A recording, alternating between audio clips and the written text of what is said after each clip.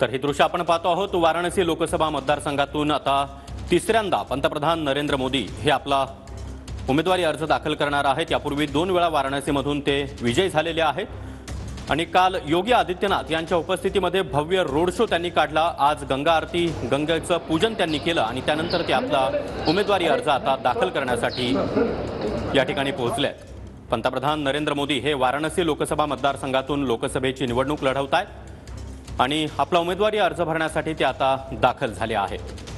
काल पंतप्रधान नरेंद्र मोदी यांचा भव्य रोड शो वाराणसीमध्ये झालेला आहे आणि योगी आदित्यनाथ यांच्या उपस्थितीमध्ये हा रोड शो पार पडला। त्यानंतर पंतप्रधान मोदी यांनी आज गंगेचं पूजन केलेलं आहे, इतर देवी देवतांची पूजा त्यांनी केली, आराधना केली आणि त्यानंतर आता आपला उमेदवारी अर्ज भरण्यासाठी ते दाखल झाले आहेत। तर सकाळची ही दृश्य आपण पाहतो आहोत। काल भव्य रोड शो आणि त्यानंतर आज गंगेची पूजा केल्यानंतर आता पंतप्रधान मोदी आपला उमेदवारी अर्ज भरतायत।